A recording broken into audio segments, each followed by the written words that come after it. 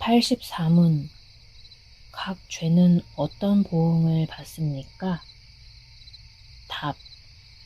각 죄는 하나님의 진노와 저주를 금생과 내생에서 받습니다. 관련 말씀입니다. 누구든지 헛된 말로 너희를 속이지 못하게 하라. 이로 말미암아 하나님의 진노가 불순종의 아들들에게 임하나니. 에베소서 5장 6절. 해설입니다. 사람이 지은 죄는 어떤 결과를 가져올까요? 하나님께서는 아담에게 선악을 알게 하는 나무의 열매는 먹지 말라. 내가 먹는 날에는 반드시 죽으리라 라고 말씀하셨습니다. 그런데 아담은 하나님의 말씀을 어기고 선악을 알게 하는 나무의 열매를 먹었습니다.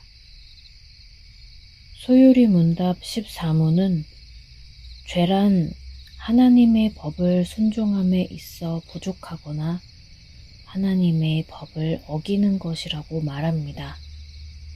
즉, 아담이 하나님의 말씀에 순종하지 않고 선악을 알게 하는 열매를 먹은 것은 죄입니다.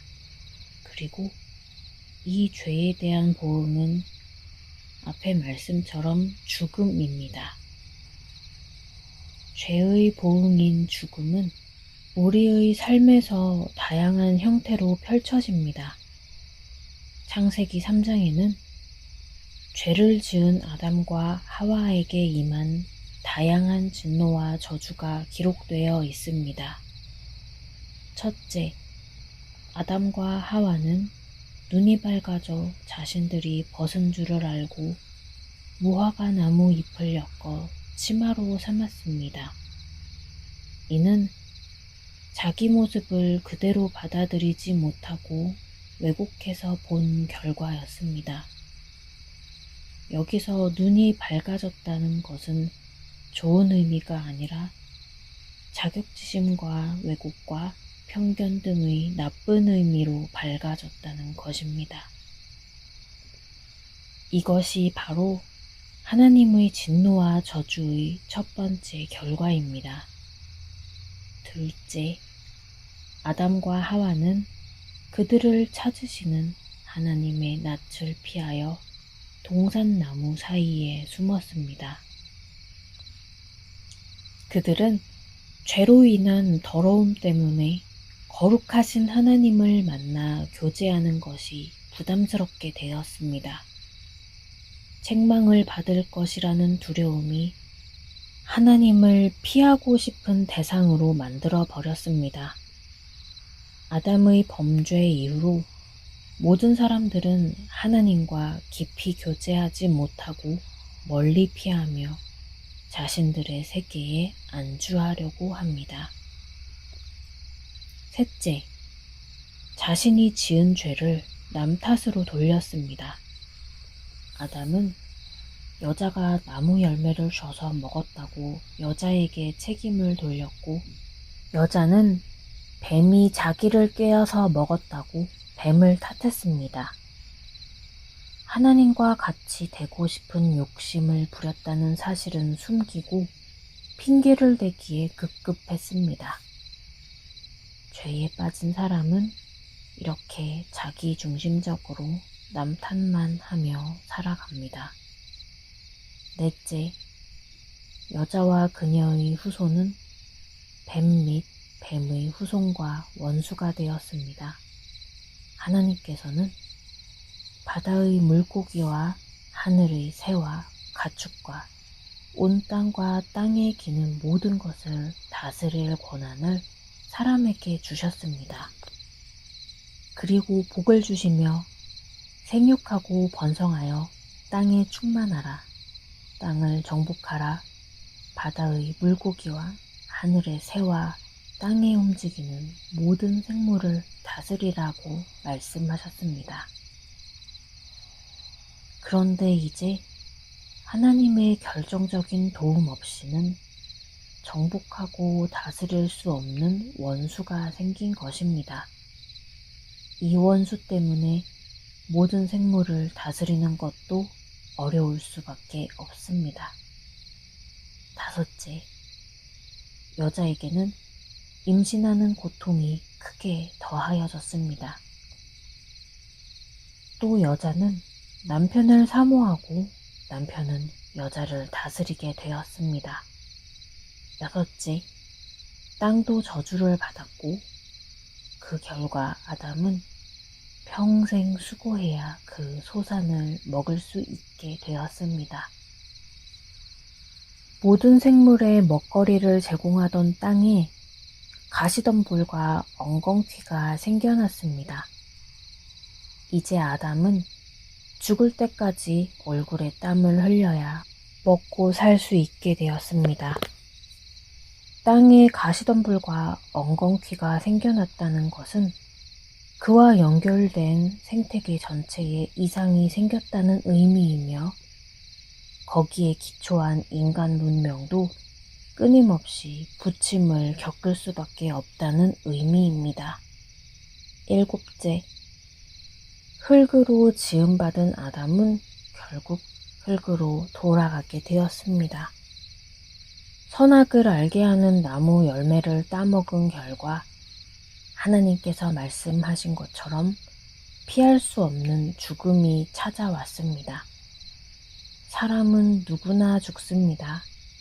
그런데도 많은 사람이 계속 살 것처럼 이 땅 위의 것들에 집착하면서 죽음 이후를 준비하지 않습니다. 정확하게 말하면 죽음 이후를 어떻게 준비해야 하는지 모릅니다. 그래서 죽음이 왕노릇합니다. 하지만 신자들은 죽음이 원래부터 자연스러운 인생의 종착점이 아님을 잘 압니다. 죽음은 단지 죄로 인한 결과입니다. 아담과 하와의 죄에 대해 하느님께서 진노하시고 저주하신 결과로 주어진 벌입니다. 우리는 왜 모든 인간이 죽어야만 하는가라고 생각해야지 죽음을 당연시해서는 안 됩니다. 죽음이 죄에 대한 하나님의 보응임을 알아야만 그 해결책에 관심을 두고 길을 찾아 나설 수 있습니다. 여덟째, 아담과 여자는 에덴 동산에서 쫓겨났습니다. 그 이후로 사람들은 자기 방식대로 에덴 동산을 만들어 보려고 시도했지만 모두 실패했습니다. 땅이 받은 저주, 그리고 남자와 여자가 받은 저주를 해결하지 않고는 절대로 에덴 동산을 만들 수 없습니다. 설령 지상낙원을 만들지라도 사람이 늙고 병들어 죽으면 무슨 소용이 있습니까? 사람은 분명히 하나님의 진노와 저주 아래에 있는 것입니다. 우리 인생 전반에 깔린 하나님의 이러한 진노와 저주를 모르고 인생을 살만한 것으로 생각하거나 사람이 꽃보다 아름답다고 칭송만 하는 것은 어리석은 일입니다. 이는 본질은 뒤로하고 현상에만 집착하는 근시안적 관찰입니다. 사람은 하나님의 형상으로 지음을 받았기 때문에 분명히 꽃보다 아름답지만 죄로 인해 비참하게 늙고 병들어 죽는 모습은 꽃에 비할 게 못됩니다. 떨어지는 꽃잎은 향을 품어 아름답지만 썩어가는 인간의 육신은 역겨운 냄새를 풍기며 비참하게 뭉그러질 뿐입니다. 많은 사람이 찰나와 같은 인생에서도 아름다움을 발견합니다. 인생은 아름답고 이 세상은 너무나 멋집니다. 죄로 인해 하나님의 진노와 저주 아래 있는 인생과 이 세상이 이렇게 아름답고 멋지다면 하나님의 진노와 저주가 없는 세상은 얼마나 더 아름답고 경이롭겠습니까? 신자는 하나님의 진노와 저주가 거친 세상을 꿈꾸어야 합니다. 성경은 하나님께서 그러한 세상을 신자들에게 주시기를 기뻐하신다고 말합니다. 우리는 예수 그리스도의 생애와 죽음을 통한 대속사역과 그 사역의 유익을 우리에게 적용하시는 성령 하나님을 통하여 그러한 세상을 믿음으로 받습니다. 죄의 싹은 사망이지만 하나님의 은사는 그리스도 예수 우리 주 안에 있는 영생입니다. 내